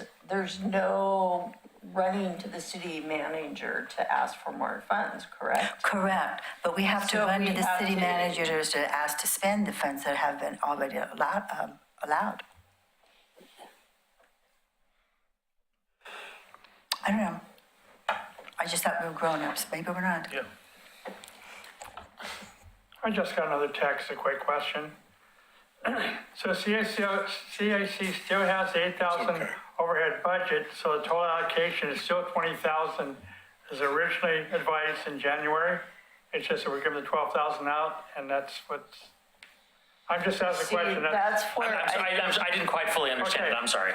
It says the CAC has an $8,000 overhead budget, so the total allocation is still 20,000 as originally advised in January. For this fiscal year, that was the thing. Next fiscal year, moving into next fiscal year, it's $1,000 per each neighborhood. Total amount is allocated. So that's why I'm saying we have to shift Well, our okay. gears, and we don't have 20,000. It's all right, I appreciate it. We each get 1,000 per Okay, neighborhood. I'm speaking incorrectly, forgive me, so I think I'm getting the signals crossed here. So Hannah's got the spreadsheet in front of her, so she can read it easier than I can. So what I'll emphasize is at the beginning of the budget cycle, what was proposed is that each fiscal year, the CIC would receive $45,000. So $90,000 altogether. Then there's this conversation of entering into fiscal year 2025, 2026, the CIC had $45,000 budgeted to them. Taking into account that postcards needed to be sent out, things changed halfway through. With that, it was decided by city management of there's no need heading into the next fiscal year, 2026 to 2027, that they need $45,000 because the need for postcards is no more. So that'll be cut down to 20,000. Each neighborhood association will be allotted $1,000. Out of the 20,000. Out of the 20,000. And then if there's a need here or there, we can be able to have those discussions instead of each neighborhood association having to pull from each other or having the overall funds allocated based off of population, because each neighborhood association gets $1,000. If there's more of a need for more funds later on, we can have that discussion. There are some costs that are gonna come out of that overhead account. But the thing that I'll emphasize right now, and I know that there's a lot of questions of what can we spend funds on, what can we not spend funds on. This is still an experiment for us all. But as of this fiscal year, well, there hasn't been nearly as many funds spent out of the $1,000 allocated, as you can see throughout the budget sheet. Elyville has spent 180, Park Place has spent 150. So I think we're having this conversation of $1,000 per neighborhood association. And I understand that not that much time has passed, but the neighborhood associations haven't expressed a need for more than $1,000. Exactly. Right. Thank you. Yes. Yes. And you explained what was being asked to me, so thank you. Okay, We're good. happy. Can you say it again? Thank you. Yeah, of course. We're all in this together. I will say too that from city management all the way down wants to support the neighborhood associations. And I understand from your perspective having these questions, but staff really have the neighborhood associations and the CIC's best of interest because we want to see continued funding, not only right now, but also towards the future. Right. Any other questions, any thoughts? There we go. Chris? First, a financial question. What happens to the rest of the money that is not spent? Just like with any of the other aspects of the budget, it goes into the general fund, carried forward for the contingency and so forth like that. That's great. I'd like to speak to what Betty was saying. You were asking about what else can we do? Well, I'm really satisfied with the $1,000 budget. I think it's a complete reversal to the other budget that we had prior, because it was all going into funky little cards, Yes. which absolutely was, I think, not necessary. The $1,000 now to be able to support things that we're going to do, and a great list of do's, don'ts. Some, and I can understand there's a little bit of deliberation that needs to be made. But the other thing is that we can go beyond the budget and do the stuff that's free. Sure. And the idea of walking neighborhoods, of walking and tapping on doors. I not only did it for a politician, but I do it for our neighborhood, to let people know about an upcoming meeting, or just to let them know that what we're doing and what we're about. Right. And joined by around about a dozen people in our neighborhood over the past year, we have successfully navigated 85% of our neighborhood. Now, we are number 9 in size. I understand that. That's only 1,064. You do the math for the 85%. But the point of it is, it cost us absolutely nothing. From the standpoint of being able to go out, I mean, it was, we copied some paper, and thankfully, that was something that was given to us. But the idea is that it cost us nothing.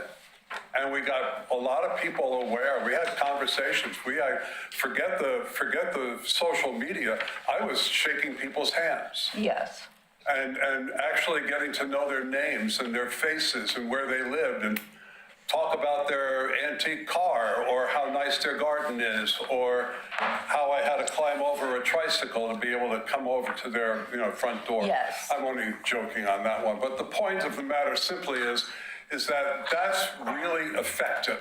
If we keep on saying it's in business, that, word of mouth, but also pressing the flesh, the idea of having people come in and then telling somebody about what's going on, that's a good business practice. But it's also just a way to build community.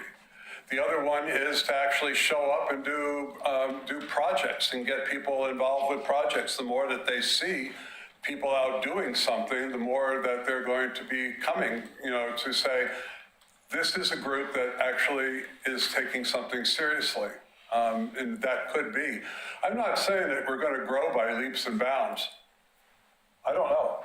But I do know, as far as meeting attendance or email addresses, the numbers aren't really that, much to me. But the idea is that the effects of it are. That's what it continues to be. And I think we're on the same page with that, but we also have to look at all the other avenues. I understand. I understand that, but it seems as though there's a general idea that we're not getting enough. And I'm sitting here thinking to myself that we are. Oh, I totally agree. Okay. I totally agree. And I do agree with you about accountability, but the idea is that, we need to be able to learn to live with this first. And Yes. sometimes learning to live with that is hearing the answer no. Yes, Sometimes, yes. and, It's I'm okay. willing to learn. Donna? Thank you. Linda, I like your idea. Thank you. Based upon what you have said, I don't know if we can get that approved, but what would be the next step? Do we just ask, hey, do we want to talk about this more? What would be the next step in bringing your idea to life? I think having some guidelines, some rules, this is written out here as to what it is, but that really doesn't say anything. Kind of scratched our mind. It's nice words, but it doesn't really say anything. What are allowable costs? I know some people have asked for things, and says, no, that's not allowable. But what are they? We have lots of things. Some of us who have had their neighborhoods active for a longer time have some of these things. We have the signs, the websites are up. Kenneth has a little Facebook page that we use. I just think that we could police ourselves and then have the little meeting. Now, Jared needs to sit on here as well here too, but I think we could say this is what we like or we don't. And we could, because now anyone who asks anything, they have to go to the city manager and it comes back. Seems like that would just shortcut of what we could do. Would you want to form a subcommittee to? I would think we'd all want to be on it. I would think the whole CIC would be on it. We're representatives from our neighborhoods. We've been elected to be on the neighborhoods. We've been approved by the mayor to be on this thing. So I would think that we could have a quick roundtable. Someone pitch their meeting, their idea, and we say, yes, we like it. No, we don't.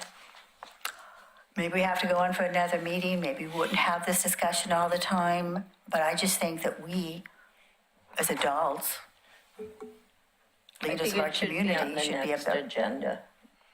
maybe put that on there. Yeah, we can make rules, regulations. This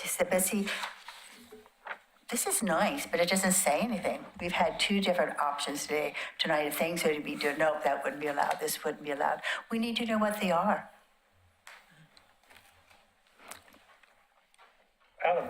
Thank you. I appreciate the not just that idea, but all the ideas that are being thrown out there. And the first thing that I'll say is that the budget committee for the CIC is the City of Oregon City Budget Committee. And that's what allocates the funds. And when I'm hearing proposed about a group of the entire CIC deliberating about what funds can and can't be used for, or at least going back and forth about what that looks like, is what we're doing right now. Yeah. So this is how it is for every single committee in the city. It's something that needs to get the staff support to make sure not to say that there are concerns about how you will spend it, but that there have been instances in the past that have caused a little bit of a tightening of the restrictions there, because there have been some outliers where we wanted to be abundantly clear that if Jared gets a call from the Oregonian, which we're very grateful that they're reinvesting in local journalism again. If you've seen their articles about Oregon City, if they reach out to us, the reasons that we have to give to them are something that they can back up. Yes. We have to keep Linda from getting the money to buy a new car. Yes. For $1,000. $1,000 is going to buy you a great car. I understand the concerns. The reason for my hesitance to give any definitive answer, yes or no, is, I want to make sure that I can that the neighborhood associations have the opportunities they need. Conversely, I want to make sure I'm not promising something that we actually can't deliver. And I've always, it's just kind of, maybe it's a fault of mine, but I've always erred on the side of caution and under promise, over deliver. It's a great policy. When it comes to, those things, we're trying to be as specific on as allowable and disallowable as possible. As I've said, some questions have come through on things that I never would have predicted. The basic underlying point is it's for the promotion of your meetings or for a community building event. The ice cream socials have been kind of used as a filler term for an overall larger thing of things like the Halloween event would fit into that as well, but the ice cream socials have been that. Those are, that's the basic thing. Now, other stuff comes up about it. I'm not 100% certain if that falls within some of those spectrums, so I just want to make sure as we go forward, that it does meet those criteria, but those are the two things that try to make this very simple. And it was kind of the goal of some of this is we're trying to make this very simple and keep skewing down to the road of not simple. But I think as we progress and more of these questions are asked and then answered, it's going to become less of a discussion as we kind of set those boundaries. It happens kind of organically. And one more thing, if I may. Yeah, thank you. I would encourage you all not to think of the community building events as something that's restrictive. And I can't remember who exactly was on it. I know Betty, and I think you guys were as well. Yeah. The subcommittee that was working with our youth Chris and advisory Mark. commission to ask them what would get residents like them to get involved. And the two things they said were social media, which is allowable under this, for paid advertising, and events. They said, what are events that you can offer to build community, like a game night or something like that. And so this could involve a lot of opportunities for neighborhood associations to look at how they operate in ways that are different from how we've traditionally done that, and in a way to try and get those younger people that we talk about all the time that we're trying to attract to these meetings. If we just continue business as usual with the same items on the agenda every time, then we can't complain if there are no changes to the membership of the people who are showing up. So I would encourage you all to recognize the fact that the dollars for something like community events is not a restriction. That's a wide open net of, we heard the Halloween thing, ice cream social is the traditional one, but there are plenty of opportunities for us to be reaching out to all of our residents and trying to promote something that doesn't just sound like a neighborhood association meeting where they may have certain preconceived notions about, about what that might be. Yeah. Bill, you have a comment? Yeah, I'm sort of shocked the city doesn't have a form, an expense report form for us to submit to Hannah. Hannah, do you put it into a form, or Yeah. is it just free form? No, go so to I put it treasury? into, the reason I take your receipts and I take your address and I file a claims form, and then I turn that into the finance department. Okay, so Of for course, there's a form. So for the CIC to internalize some of that, we would probably need to change our charter to include a treasurer function, and I'm new, so has that been a thing in the past? Has there ever been, all the NAs have treasurer, or most of the NAs have a treasurer function. Has there ever been one at the CIC level? No, but I've been involved, I don't know, Linda. you've been involved a while. I don't think there ever has been, No. because And there's no need we've because never there's had no any money. No, yeah, okay. Yeah. Got it. Anything else on that subject? Okay, let's get into our roundtable. We'll get out here sometime this evening. Kalima, We had an excellent event Saturday at the cemetery in Kanema. We had a young lady come and show us how to clean the headstones. I can't tell you how rewarding it was to poke in the dirt behind it and find a headstone and then to uncover that. It was just amazing to do that. Of course, we didn't get them all done. We were only there for 3 hours, but we did make progress. And I, with another lady, found a wonderful little headstone. It had two holding hands. Obviously, one was masculine with a cuff and a coat, and the other was female with a lacy collar. It was very cool. just wonderful to have that. So that was what we did, and cemetery is a great addition. Yeah, and we have our ice cream social coming up on the 28th with our meeting on June 28th. And yeah, we also had another cemetery event on the 9th. So we had 2 cemetery events and our ice cream social. Great. Caulfield. Last month, we had Commissioner Adam Morrow come in to speak to us, and I would encourage you, he was a wealth of information. He just ticked down. He probably could have gone for an hour, but it was really good information and a lot of things that I did not know yet. So he really did thorough research, and we're very grateful for that. We had Melissa Sebastian from the Oregon City Pool and Parks and Recreation, and then we're starting to invite in some of the downtown businesses to try to help promote that. So we had Jake Joy, the owner of The Verdict, come in, and he was a great speaker as well. This coming month, is it Scott Archer? From, okay. He's Parks and Rec? From Parks and Rec. He's going to be coming in. Dana Webb from Public Works is going to be coming in.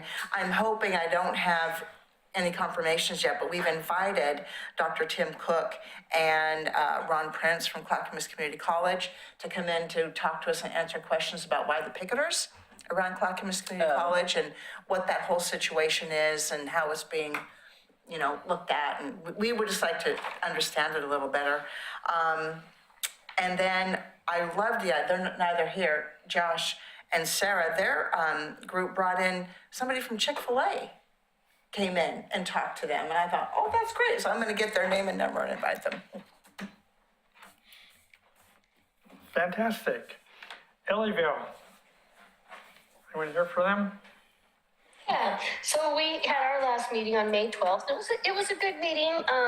One of our main speakers we had a wildlife biologist from Newell Creek come, and so it was really interesting. And of course, Clackamas Fire and Police, like always. But to be honest, we really only had, besides the core people that are involved, we only had about 4 guests. The meeting before that, we had quite a few more, so it was a little disappointing, but we'll keep thinking about creative ways to get more involvement. We have an ice cream social scheduled for August 22nd at Berkeley Hills Park from 1 to 3. And this year we're going to try to change it up a little bit. We're going to invite some businesses and anybody who really wants to just come and set up like a table or a booth or anything like that, and so that we can actually have some informational things to hand out to people. And but we've always had a good turnout at the ice cream social, so I think we just also get a lot of foot traffic at Berkeley Hills Park. People from the neighborhood see our signs and they come. Just a little funny thing, now that we've talked about signs, Judy and I, had put out the signs before the meeting that we had in March. We had put the signs out, and it was just so great, and we loved it. And so I volunteered to put out a couple. And then when we got to the cemetery, both Judy and I were going, on a hot day when the ground's hard, they don't go in as easy. So anyhow, we had to chuckle because we both had difficulty finding a place to put our signs when the ground was hard and dry. So we'll be moving forward with that one. Otherwise, that's about all we have. Okay. We have the deadly duo from Hazel Grove. Let's hear it, Mark. Deadly duo, wow. Yeah, we had a meeting where just a couple weeks ago, and like you, Donna, we had Adam Morrow, and he seemed to speak to everything that we needed to hear. It was really cool. And I would second your motion for inviting him to come. It was rather entertaining and informational. Thank you very much, Adam. We're having a picnic on Sunday from 1 to 3. If you want to come, you can. It's just fine. I'm not sure what the weather is going to be like, but we are going to be there, and it will be fun. It will be fun. It will be fun. Anyway, and so we're doing that, and we're just looking at other ways to continue to get the word out. That's all. So we're doing okay. So, anything to add? Duo? Yeah, I'd like to make a motion that we spend some of this extra money on some water in this dump so we could drink something. I noticed these kids, when the kid meeting, they got all these cookies. I know. I feel for you, yeah. Yeah, it would be good. Anyway, thank you. No problem. Gaffney Lane. Gaffney Lane's focus was the garage sale, which is coming up on the 13th of this month. Hellendale's not here. McLaughlin. Let's see, last month's meeting, we had the Xerxes Society, and he talked about the bees, and Oregon City is, they're attempting to make Oregon City be a bee city. Very interesting presentation, way more information than I could imagine, and lots of handouts, so it was really well done and pretty well attended. Let's see, we're having a steering committee meeting Thursday, so we can't meet the new library directors. I did offer, by the way, to not take the room so they could have their library. But they said no, that's fine. And we a couple projects, we finished our project, well, almost finished our project, painting the Singer Hill sign. We spent the weekend doing that and made a big difference. We also unfortunately found out that there's some more than minor problems with the sign that we're going to have to probably go out and try and get a grant to come in and to help us rebuild part of it, because it has not weathered as well as we'd hoped. So that was good. It looks, if you notice it, it looks a lot cleaner, a lot nicer, so that's good. Also today we opened our registration for our neighborhood sale in August. So I've already had at least 8 people just today contact me, so that's good. I expect that to be it should be a very good program. Could I top that? No. Other than we've been very busy in the neighborhood with I&I. Yeah. And, the construction, it's, I have to say, I mean, like I said, I really meant that. It is going extremely well. I mean, these guys it's such an organized group of people. The Haas, who runs the whole thing, I mean, he's out everywhere. They got inspectors following up and checking things out, and every person, almost to a person, is polite, nice. I mean, they go out of their way to help us. It is really amazing for that kind of a large program. So if it gets in your neighborhood, just be aware of it, because they're easy to work with. Well, Tim, you've been running around as the ambassador, to a lot of people.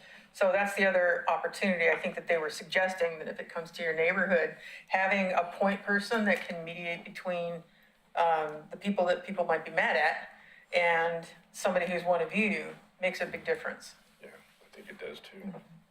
Anyway, that's it. Thank you. Okay. Park Place. Yeah, we had a meeting on the 18th, had the fire department. We had about 25 people or so there. So, pretty good turnout for us. Had the fire department, Clackamas Housing Authority. They're still working on all those, the cottage cluster right there kind of behind Holcomb Market. As well as the Street of Dreams presentation, same folks that presented, because that'll be happening in July and August. So, and like our friendly rivals over there, we're having a party in our park. We got raffle prizes, we got music, we got hot dogs. And we're guaranteed at least one customer between the two of us, because candidate Michael Sugar said he's gonna go to both parties. So. He was kind of upset that we had them on the same day, same time and everything, so. So anyway, should be a hoot. And then, we got some businesses to donate items and stuff like that, so it'll be fun. Yeah. Great. No. South End. Man, I wish we had more businesses in South End. No, we didn't have a meeting. We're planning for the one in 3 weeks.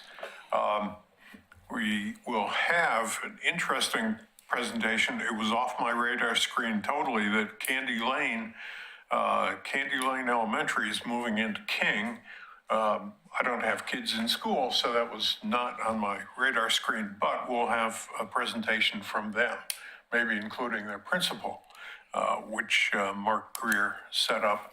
I've been going to too many disaster preparation meetings and briefings and trainings, and I've accumulated a pile of first aid kits and Sialooms and emergency blankets. So we're going to give those away in a raffle. Just so I don't have to store them. There's just so many you can use. Let's see, you were going to be on the agenda for a few minutes? Did I get wrong? Yeah. I attended the Emerald Boar Ash presentation that Hannah sent out. And it was at the Hillendale Park. And so after they did their presentation about the beetle coming to Oregon City pretty soon, then they took us around to all the ash trees in Hillendale Park. And so we looked at which ones are likely to get hit first and then which ones aren't. And they said that there's going to be like 1 out of 1,000 ash trees might make it. So they had things that you could do to try and keep your ash trees if you have them in your house. And then they were going to try and slow it down enough that other bushes or things could go in the river area. So it was really interesting. So I'm going to share it at our neighborhood. Yeah, so they have slides and we'll just get some awareness Yeah, at our and meeting. then there's a city representative that is specific to that. Well, I mean, he does other things, but, and he said to talk to Hannah if you wanted anything. So, Absolutely. I'm guessing, is that Tom? I can't remember his name, sorry. Okay. I'm older and I don't have. If anybody reaches out to me, I'm pretty sure it's Tom. I'm pretty sure it's Tom. And I have to Kissinger. say, I use the old card too. Yeah, it was very interesting. I was wishing more people had been there because I saw what had happened to Forest Grove, so. Cool. That's it for South End. I just got a couple of thoughts. We have 3 open neighborhoods. Has anyone ever done anything in the past trying to start a neighborhood or try to get something started? Is there something that can be done, that people have done things in the past that have worked, or just something that just help people get involved at some point in time? Are you talking about the inactive? Yeah, the inactive group. Rivercrest, the individual who was interested in reactivation, I actually ran into her a couple Saturdays ago, and she said that she's just gotten busy with other volunteer opportunities, but it's still on her mind. She just needs to wait until she has some more time. And she's in contact with past leadership at Rivercrest. So I think that's on the horizon. I've provided her updates. I reached out via email, so I'm trying to make sure. But it's always volunteer-led. But I know that she's definitely still interested. It's just Trying to find the time. yeah. And then Tower Vista is the only other one that is inactive, but I know that they're in collaboration with having their meetings held in conjunction with Hillendale. Okay. Hannah, your report. The only other thing, I have actually 2 things. The thing that I wanted to emphasize, because Linda, at the last meeting for the Street of Dreams, you specifically requested, hey, how do we as CIC members get tickets to be able to either send a discount code out to our neighbors or for us to be able to attend one of the special events. I was in contact with them at first. They asked, like, how can that distribution happen? I gave them a recommendation. I haven't heard back. I have followed up. I've still not heard back, but that's something that I, as a staff member, am trying to make sure that there's communication on. So if anything more comes my way, I will make sure that that information gets distributed out to you all. And then the other thing that I spoke with your chair, vice chair, about is July. I don't know if you want to lead that conversation. Either way, the meeting in July will be on July 6th. That's 2 days after the 4th, and people go out of town and everything else. Do you think there are enough people to have a meeting, or cancel July's meeting and go into August? That's what we're looking at. People think, look at phones. A show of hands, maybe who's going to be in town? Yeah, we have enough people here in this meeting on the 6th. I'll be in town. I'll be in town. 1, 2, 3, I think I will be. go by I'm having my teeth cleaned in the morning, so I might not be able to be here. I'm not sure. Okay, those that be here, when we got hands, for those who be here. I'll be here. Unless there was something really pressing, I think I'm gonna be in town, but unless there was something really pressing, I would go for delaying until August. Does that sound like a motion?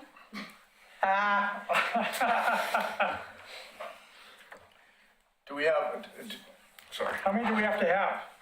It's up to, that's what's historically been done by Linda in the past, also because of the day that it's landed on. I just wanted to make sure that it was a topic of conversation in case if there's only 6 members who are able to attend. Then if there's an item that needs to be up for discussion, it's gonna be me. Do we have a speaker that's set up for this at this time? Not that I have been informed of. Sounds like I know Adam that can come and Josh speak, yeah. has been wanting for the police department to be able to come and give their annual report, but it has been continually pushed back because they need to get on the city commission agenda. The only other topic of conversation that would need to happen is whether the CIC is going to be participating in National Night Out, which I'm assuming that they are, and I'll get direction from your leadership, from the chair on that, but we'll still be able to have a discussion on that since the CIC will meet a day in advance of that. So things to take into consideration. Well, then I would say that since we don't really have a planned speaker at this point, I would say I would make a motion to pass on the July meeting until August unless something comes up. And if anything, votes or anything have to be done, we could do it. But if not, we could do everything via email. Do we have a second? I would second that. Any discussion? Hands, approved motion? No meeting in July. Just like that. Just like that. Adam? Go for it. Thank you. So Donna, you brought up the Chick-fil-A, and the reason why that neighborhood association had Chick-fil-A was because of the development that was happening in their neighborhood. And so since we were just talking about that, we had our appeal hearing with them, and the city commission did approve that development. So that will be moving forward. Looking at our upcoming meetings, we are going to be looking at some drafts of our updated city flag. They're actually already available in the agenda if you're interested in looking at what some volunteer flag experts have put together. The process was we went out and asked residents for icons or symbols or colors that you thought would be important to include in a flag, and then we gave all those items to some experts to go through and make some ideas for us. And so there will be a public process. This is just kind of, to my understanding, an update on where we are, and then it'll go out to the public to get feedback from them, and then it'll ultimately come back to the city commission. On the 17th, thank you. The next update I have is concerning something that I talked about in the prior month, which was when ODOT was requesting to extend their usage of John Storm Park for their Abernathy Bridge construction. And also at our last meeting, we approved our letter of agreement with them, which was what I had requested in exchange for us giving up our park property for 5 years, which is how can you work with us to expedite some of the projects that have been really just not being prioritized because of all of the layers of bureaucracy there at the state level. And so even though, again, it's not an ideal situation, I'm excited by the fact that we were able to make something out of it and get moved up the list a little bit in exchange for a project that just has to be done. And lastly, on a high note, last week we had, you may have seen some pictures, we had our groundbreaking at the old Blue Heron paper mill site, which is going to be Tumwata Village. The property is owned by the Confederated Tribes of Grand Ronde, and that was their groundbreaking ceremony for their first block that they're going to be moving on fairly quickly. So keep an eye out as you drive by for the progress that they're making. It's a really big deal to be able to bring some life back to that south end of Main Street, and we're really excited by the opportunities that are presented to us there. And the governor was there. There were a lot of people. It was weird seeing people there. It was weird driving through that part of the intersection. Yeah, And soon I'll enough, bet. we are all going to be able to do that. And a corollary to that is that we are moving forward with an agreement that we have with the tribe to utilize the $12.5 million in state funds that have been released to us for the first phase of the Riverwalk. So there are a lot of things that have been in the works for a long time now that it really starts to feel like we're making progress on. So just, it's something to be excited about, and we hope you'll continue to be engaged throughout the process. Anything else? I'd like to thank Jared for showing up to be abused this evening, got to come to one of our meetings. And that's it. Except for next one. There for now, okay. Sounds great. Meeting is adjourned.